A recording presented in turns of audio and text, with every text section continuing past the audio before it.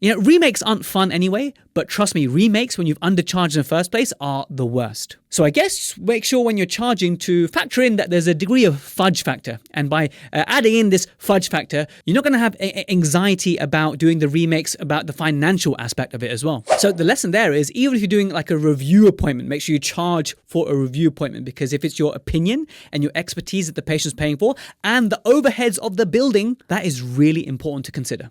I'm going to start this episode with a little story, a personal story, actually. Me and my wife used to live in Singapore. You guys might know this already if you've been a listener for a long time. We moved to the UK, to Singapore to practice dentistry, but also travel and stuff, which is great. And dentistry in Singapore was a nice chapter that we look back at when we reflect on our time there. It was a beautiful time. And of course, the very first episode of Protrusive was all about our time in Singapore. But while we were there, Sim, my wife, is a practicing dentist, and me and her, we worked in the same corporate. So shout out to Q&M.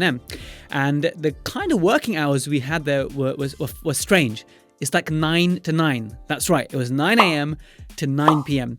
But in some countries, this like in Western countries, like to have that kind of a working schedule sounds absolutely insane. But hear me out, right? Because we didn't have kids and the pace of work wasn't crazy. Like I'd see a patient, I'd have a coffee. I'd see a patient, I'd have some noodles. I'd see a patient, I'd have some dim sum, a couple hours of a break kind of thing, have a siesta. It was a chilled way of working. And an interesting cultural thing about working in Singapore was that I'd go into work and my day list would have just 2 patients the whole day. But at the end of the day, I would have seen like 11 patients, because there's a whole walk-in culture in Singapore. At least it was pre-COVID at the time when I was there. Anyway, so one of these days, I think I finished at 6 p.m. my shift that day, and my wife was working till 9 p.m. So I had some dinner, and then from the apartment, I walked to Sim's practice where she was working, and I was waiting for her to finish so we can walk back home and catch up. But an interesting thing happened. See, I was in the waiting room, and I kind of overheard that something interesting was going on, and basically she then says to her patient, okay, my husband's a dentist, he's here, let me just bring him in for a second or a third opinion. You'll see why it's a third opinion in a moment. So I walk in and I introduce myself to the patient, and so basically this pleasant young man had a lateral incisor crown, I think it was maybe an Emax, that broke. So he had a fractured Emax crown, and he had a flight to Australia the next day, and this was like an important business thing, so he needed his tooth back, which is absolutely fair. Now, moments before I came in, my wife, Sim, the patient's dentist, was FaceTiming the patient's sister, because it was actually the patient's sister in Australia who did the crown. And so the patient was like, look, you need to speak to my sister before you do anything to my tooth. You need to speak to my sister. So maybe, Protrusive is quite big in Australia. So a shout out to my Aussie fans. And so maybe that dentist from, 8 years ago now is maybe listening to this now. Maybe you remember that evening in Singapore when this happened to your brother. Obviously, I'm keeping everything confidential here. So the patient's sister, the dentist, was just giving my wife some advice. Okay, so use this and make this kind of temporary, and I'll take over and I'll fix it good when the patient's back in Australia. The reason I came in is because Sim just wanted some advice, right? So we were both young dentists at the time, and I had an interest in restorative, and she just done a year of MaxFac, so she was kind of doubting herself, or was a bit rusty in her restorative skills. So she just wanted some hand holding, basically. She wanted me to hold her hand, basically. So I was there as support, kind of like nursing for her in this clinic in the suburbs of Singapore. Now, long story short, she was able to deliver a nice new temporary crown for this patient. So the patient was in the waiting room. Everything went well. Well done, Sim. Now, the patient was in the waiting room, and then Sim was kind of doing her notes, and then now it came to the bit where she had to charge some money. You see, everything happened so quickly, and she kind of got distracted with the FaceTiming the patient's sister, and then me coming in, and she's trying to fix the tooth, that she forgot to have that money conversation with the patient. And so she looks at me and says, I don't know what to charge. Now, I'm thinking back, and I don't really remember what we used to charge for a standard emergency, but this kind of emergency was like a big thing. I think it took her 45 minutes from the history, the radiograph, to actually building up the temporary and making it look nice and make sure it satisfies the patient and of course the patient's sister in the future. So it was a job well done. And also this was like 9:15 at nighttime. So he was super grateful to have this tooth sorted before his flight the next day. Now, Sim being Sim, she put a very low number. Like she completely undersold herself, and she was about to charge the patient a very low amount of money. So low that I think the patient's sister, the Australian dentist, would have just actually spat her coffee out and laughed at Sim's like, wait, that is way too cheap. And I said, Sim, why? Why are you doing this? It's 9:15 p.m. You have just done a wonderful job, spent 45, 50 minutes with the patient, even agreed to speak to his sister. You need to charge more.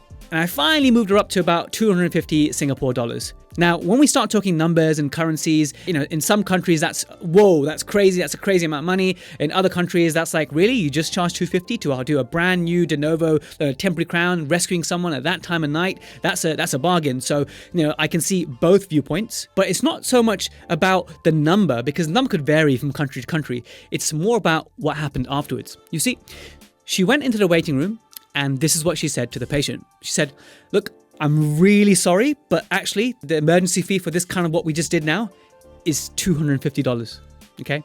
And that's generally how she said it. She was like, I was listening from the surgery, and she was in the waiting room telling him the fee, and I was in surgery. It was, bless her, bless my wife. It was cringeworthy. It was like, oh my God, why is she apologizing so profusely? Like, she's just done this amazing service for this patient. And you know how the patient responded? He literally, because I came out and I saw this, he literally just shrugged his shoulders like, okay.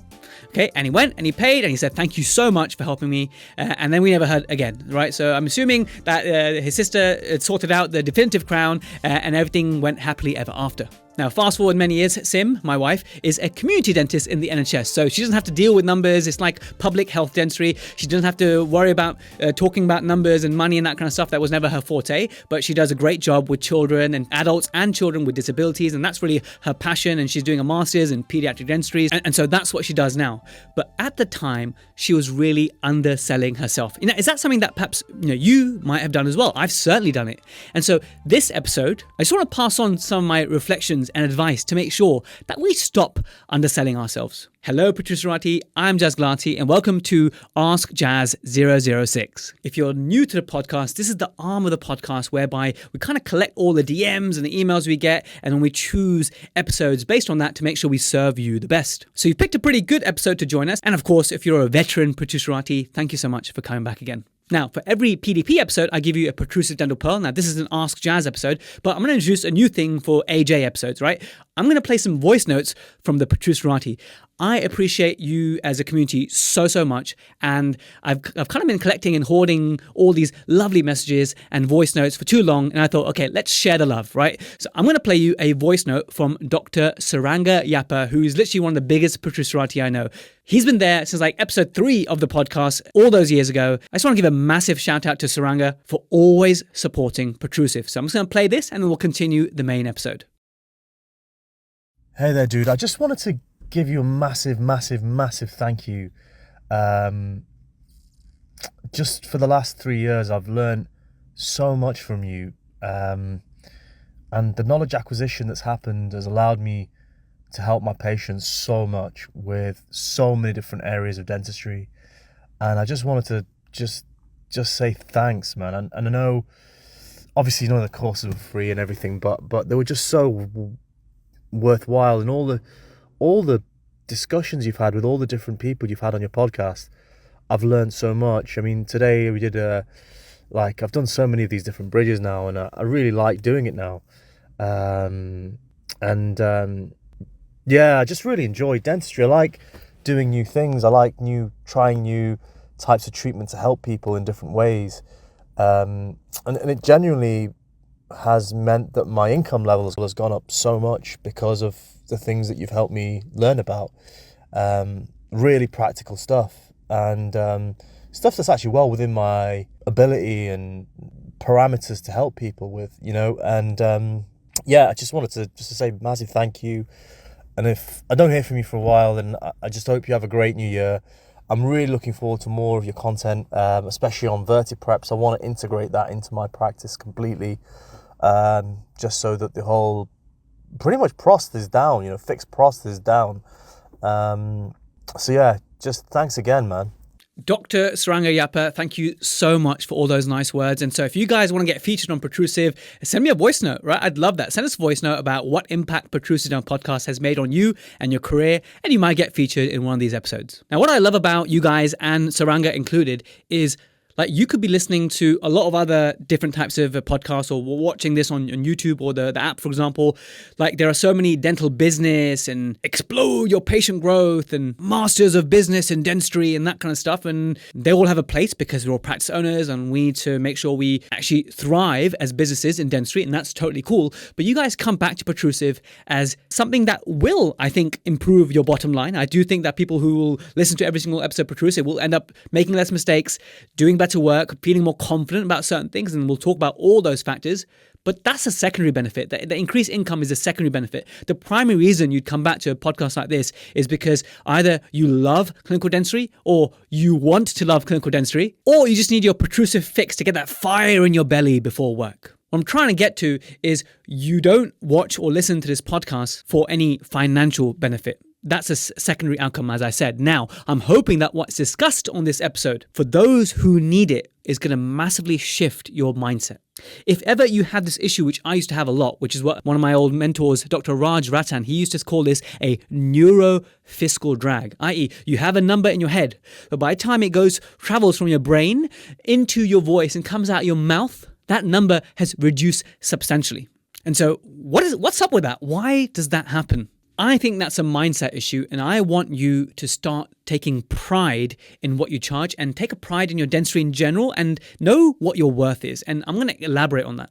I'll start by saying that if you are underselling yourself, or you have this neuro-fiscal drag like I did as well, then you are having a massive negative impact on your business. But if you're an associate, like, you're really undercutting and underselling your principal or your corporate that you work for. Now, I'm no business guru or anything. I'm not sales guru. I'm nothing like that. I'm just a humble general dentist who is very geeky, and I love the clinical dentistry. I love learning. I love sharing. So that's my angle. But somewhere along the way, I attended some, business lectures and communication lectures. I think we all do once in a while, right? So I think it's important to not neglect that area. And remember, this lecturer said that 10% discount that you give to a patient, the amount of impact that has on your bottom line is way more than 10%.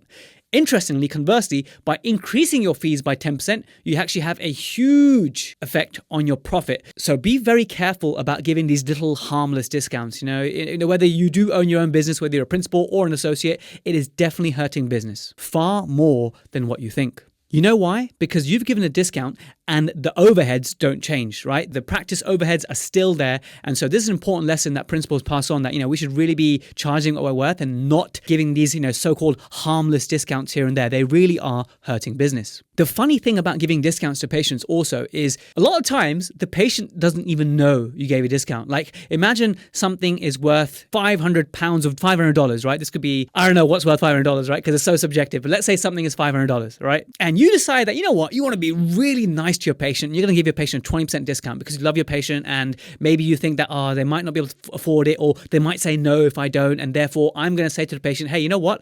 We're going to do this procedure and it's going to be $400. Like, your brain wants to say $500, what it should be, but by the time it came out of your mouth, it was $400. And the patient says, oh, okay, that's really expensive, but ends up begrudgingly booking the appointment. You see, most dentists probably don't say to the patient, hey, you know what? It's usually $500, but because of X, Y, and Z, you will get a discount for this reason, right? And most dentists don't actually do this, right? So your patient actually walks out thinking, oh man, I have to pay $400 for this. They don't even know they got a discount. So what was the point of even giving that discount? Like, if you're going to give a discount, firstly, don't give a discount. And that's kind of theme of this episode. But if you are, please can you make sure your patient understands and realizes that this is a discount? Otherwise, there really was no point. So back to, why do we actually undersell ourselves? So why did Sim do that at the time, all those years ago? Why did she apologize and felt bad about charging? Well, she undervalued what she was doing, for sure.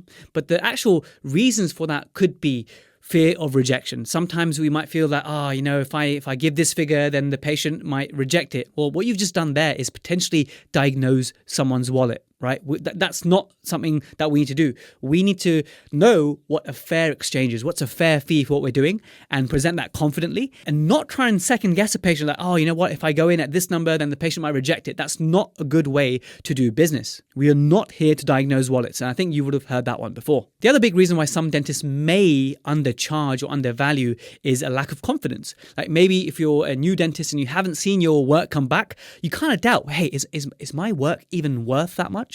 Or maybe you start getting some negative thoughts like, oh, what if this breaks in like 6 months? Or what if something bad happens? What if some post-op sensitivity happens? Or what if the patient doesn't like what I've done? All these kind of things that show that you're fearful or you lack confidence. And I think when I was a new grad, I think definitely this was a factor for me. I would have perhaps undersold myself because I didn't have confidence at that point, because quite naturally there was a lack of experience. So how can you actually gain more confidence so you can actually charge the right amount? I'm not, this is not like everyone make sure you charge appropriately so we can get rich and buy Lamborghinis. It's not about this, right? This is to make sure that there is a fair exchange between you and the patient. Low confidence and fear is because you are not sure of the outcome. Because you haven't seen what your work looks like in 2 years' time, in 5 years' time, in 10 years' time, you therefore have this inner doubt, deep within you have this doubt, and that could be a key factor. So what I found is by going on courses, I know it's a cliche, but going on courses, I was able to self-validate my own compass that,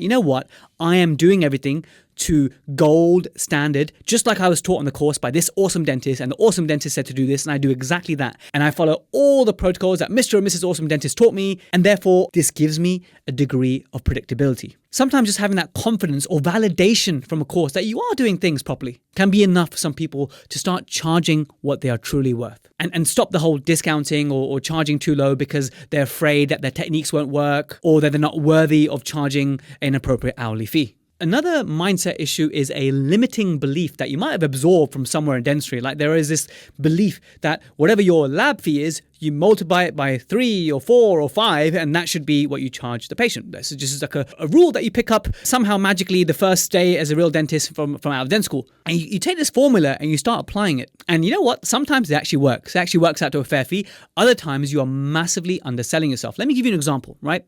Resin bonded bridges, right? You guys know I have an online course on this, and I've got a dental update paper, which I'll link below, that you can read for free. I'm very passionate about resin bonded bridges in appropriate cases so that you get a predictable, long-lasting result to replace a missing tooth.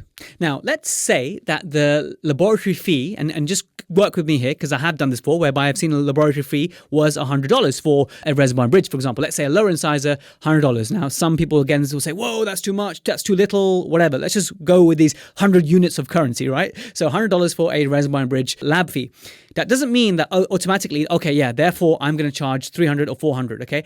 There is an element of that, and we can use that as a guide. But let me tell you that resin bonded bridges are massively, massively impacted by this mindset or this limiting belief whereby we really undercharge for it. We have to flip it around and think, what is the patient getting from this? Okay. Now, whether they're getting an implant or whether they're getting a resin bonded bridge or they're getting a denture, what they're actually getting is not even a tooth replacement. They're getting confidence. They're getting the ability to smile again. All the reasons why they're actually motivated to replace that missing tooth in the first place. You have to keep thinking about the value of that to a patient. Now, if an implant is 3,000 units, why should a resin bonded bridge be 300 units? Why is there a 10 times difference, which I've seen before? And I just really want to address this, that, just because it's a resin bonded bridge doesn't mean that it's an inferior thing, especially if you're doing the case selection correctly. And we know that if they go on to last 4 years, they will last 8 years. And there's about an 80% plus success rate of these bridges when there's appropriate case selection at the 10-year mark. And an interesting thing is that there are some papers whereby they compare implant-supported crowns versus resin bonded bridges, and if you include that any complication whatsoever is a failure, actually resin bonded bridges were more successful than implants, because implants can have some prosthetic failures, integration failures, surgical failures, a lot more complicated. So whilst I know that implants do command the right fee, please don't undersell yourselves with resin bonded bridges. I think resin bonded bridges should be half, and if half is too much, then maybe a 40%, a third minimum of the implant fee. Because yes, the lab fee is lower, but you are giving the patient a tooth replacement. You're giving the patient confidence. So please don't just use the blanket lab fee and multiply it by a number. Do consider what is it that the patient is getting and how is it meeting their objectives and goals. Now, following on from this, when we are charging a fair fee, what happens that time to time, we all get failures, right? We have the composite that fractures or the denture that needs a few more adjustment visits than you anticipated. And hopefully, very rarely will you get a resin bonded bridge decementation. Just to bring it back to that previous example, like imagine it debonds, right? When those complications happen, because they do happen, right? When we're not all perfect, and therefore we will have a certain percentage rate of failures and remakes and redos. You don't want to undersell yourself so that when you do have to do something like a remake or do something again or help the patient out, you don't want to constantly be thinking, oh man, I wish I charged more for this and this is totally not fair, and resent this patient or resent what you're doing because you didn't charge correctly in the first place. You see, when you charge appropriately, you take pride in your work and you do things by the book and you care for it. And in the small percentage of cases that something happens, you will take ownership and you'll gladly do what's right by that patient to help them to fix that issue. If, of course, it's something that, could have been improved by you. If it was like an early failure and you feel it's fair that you should correct it for free, for example, sometimes that happens. But trust me, if you've charged the right amount in the first place, then you'll feel happy to do that. If you gave a massive discount, you undersold it, then it'll be like something that comes in your day list and it was like, oh no, not that patient. Oh no, not this thing again. Remakes aren't fun anyway, but trust me, remakes when you've undercharged in the first place are the worst. So I guess make sure when you're charging to factor in that there's a degree of fudge factor. And by adding in this fudge factor, you're not going to have anxiety about doing the remakes, about the financial aspect of it as well. Now, I've actually just remembered another story I'm going to tell you. This is me, my first year out of dental school. And I was working in our public health system called the NHS at the time. And a patient walks into reception and says to the receptionist, I have my crown in my hand. I want to know, can I get it glued back in? And so I had a gap and the receptionist suggested, okay, why don't you go and see Jazz and he'll be able to take a look and tell you if that's possible. So I greet the patient, I do the whole new patient protocol, medical history, etc. Take a look at the crown and I think, whoa, that's not looking good at all. Like the entire core was inside it. I take a look in the mouth and you guess it, it is completely carious, it's rotten. There is no way that this could be glued in. And of course, you take a radiograph to validate that and make sure that everything's medical legally correct. And then I tell the patient, I'm so sorry, this can't be glued in. Now, all of that took maybe 8 minutes to establish and for me to pass on this information that, okay, no, we can't actually help you here. It can't be glued in. Now, remember, I was only 1 year qualified. So when I had to tell the patient that they have to pay something like, it was like £18, right? That was like roughly the fee that an emergency patient have to pay for like an opinion kind of thing, right? So it was £18. And I said to the patient, look, you have to pay £18. Now, this patient was actually upset. It's like, oh my goodness, you didn't even do anything. Like, you didn't even glue this tooth in. You just told me it can't be fixed. Why couldn't you just tell me this outside so I wouldn't have to come in and actually have an official appointment and tell us by his body language. He was a bit pissed off that he had to pay and he didn't get his desired result, which is a tooth glued back in. Now, the amount is irrelevant. The amount is actually totally irrelevant because I charge a lot more now to give an opinion like that. But the thing is, the patient didn't value my expertise and my opinion. Not one bit, right? Because there was surgery time involved, there was a radiograph, there was a medical history assessment, there was my clinical expertise and opinion. And unfortunately, some patients will not value that. The mistake that happened is that even I disrespected it. I didn't value it. See, at first year out of dental school, you're kind of like this salaried position kind of thing, so you're not really business minded. But it wasn't nice because I felt as though that day, even I didn't value the opinion that I gave him. Obviously, I value it a lot more now. But back then, I think I let myself down. Like, I don't think I should have argued with him and convinced him that actually he got a really good deal or anything. Like, that's a waste of time. That's a waste of your breath. But, thinking back, I think I was probably a little bit apologetic. Oh, I'm so sorry that you had to pay this and we didn't glue it in kind of thing. And so I guess I had this like a mindset issue myself. So the lesson there is, even if you're doing like a review appointment, make sure you charge for a review appointment, because if it's your opinion and your expertise that the patient's paying for and the overheads of the building, that is really important to consider.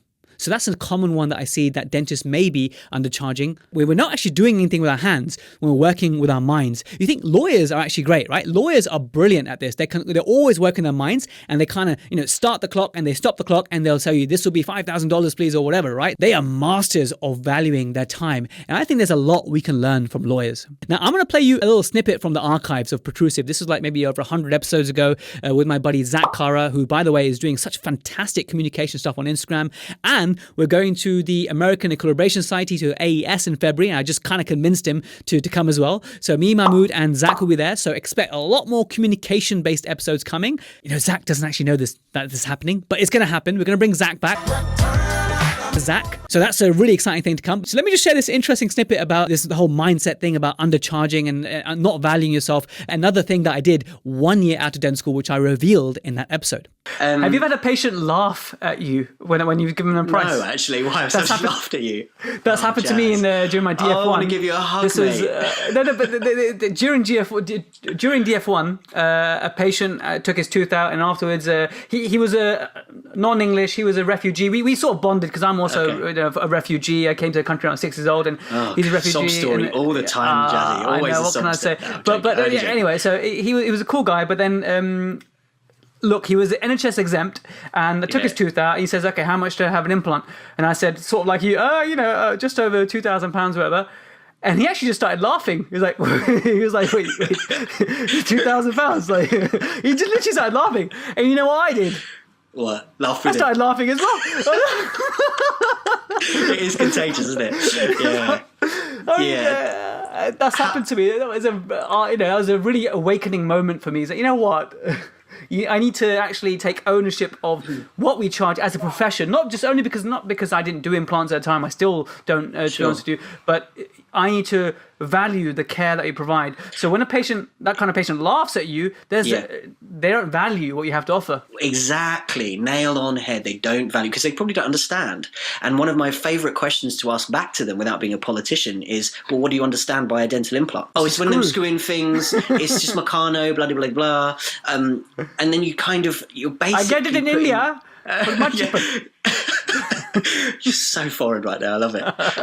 Okay, that was really cringeworthy, but you know what? I'm happy to openly share the stupid things that I've done, and I just want to make sure that you guys value what you're doing, no matter what stage of your career you're in. Now, on the topic of review appointments and valuing those, the other reminder I want to give you is, remember that little old lady whose denture you did, and then it needed about 25 appointments for adjustment, right? Do you remember that lady? Yeah, we all remember that lady, right? So if you calculate your hourly rate, it was probably like, your hourly rate, you're probably better off working in a local supermarket stacking shelves, right? We know you spent so much time trying to please this patient that your hourly rate as a business, as a finance, really suffered. Now, why am I mentioning this? I'm mentioning this because sometimes the way the freakonomics of it all works out is that you will be doing a service whereby your hourly rate will end up being a little bit more than what you usually get per hour, whatever that is, right? It's just because the number of restorations needed, you end up doing it quicker. For example, a quadrant of class 5s, and if some practices, the way they do it is they charge per restoration and not by time.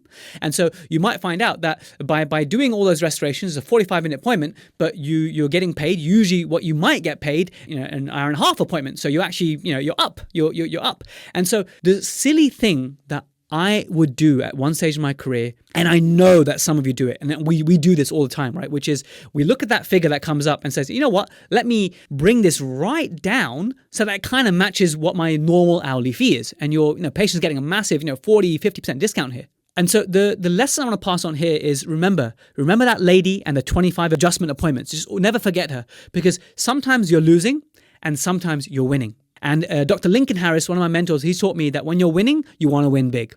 And it took me a long time to internalize that and get over it. Like, money is a taboo subject. I felt that as well, to be honest with you. I felt kind of uncomfortable with that. I did generally feel uncomfortable with charging more than my hourly rate, if you like. But you have to remember that there are swings and roundabouts. Sometimes you're winning, sometimes you're losing, and it should balance out. If you're always like in the middle, you're always like, drawing, and then you're losing, when are you actually winning? So it's okay to take that win sometimes, okay? It's okay to don't reject that win. Don't give your wins away. And sometimes your hourly rate will work out more favorable. Sometimes it will work out less favorable. That's general dentistry for you. But definitely, please don't forget that little old lady and the 25 adjustment appointments for when you are winning. Please win with grace. Win gracefully. And I tell you what, your patient will still be very grateful. What I've learned is that people value what they pay for. And over the years, as my fees have gone up to reflect my experience and my expertise and my skill, my patients are more grateful. I get more chocolates, more thank you cards than ever before, despite my patients paying more. So patients really do value what they pay for. Now, in a similar vein, I think this is completely how perio works, okay? The treatment of periodontal disease works like this, right? You scale the patient to within an inch of their life, right? And you do all the OHI and toothbrushing instructions and you do all the TPs and stuff, and the patient comes back and they still got perio. And you're like, damn, why they still got perio, right? And then you refer them to periodontist, okay? The periodontist does the exact same thing as you, except they paid the periodontist like 3 times more than what they paid you. And guess what? Suddenly all the pockets are gone, right? Do you feel that way as well? Because I believe sometimes when you send someone to a specialist and they're paying a lot of money, they start taking things a little bit more seriously. I think this is true in perio more than anything. If you guys got any other examples, do comment below. Now, the next thing I want to cover is foundation restorations or core restorations. So what I mean by this for the dental students maybe is when you remove the caries and you, let's say, dismantle a tooth and you remove all the amalgam and the pins, before you actually now go ahead and prepare this tooth for a crown or an onlay or whatever, you got to, complete the caries removal and do the bonding protocol, rubber dam, etc., and build this tooth up before you then actually prepare it for whatever it needs preparing for. Now, you've actually spent some time with the caries removal, you actually spent some time with the restorative protocol, and you kind of just done a restoration before you now do the indirect part of the procedure. And so sometimes I find that dentists are charging for the crown fee, but they're not charging for the core fee or the foundation fee. Now, if it's your policy in your corporate or the practice that the crown fee will always encompass it, that's fine.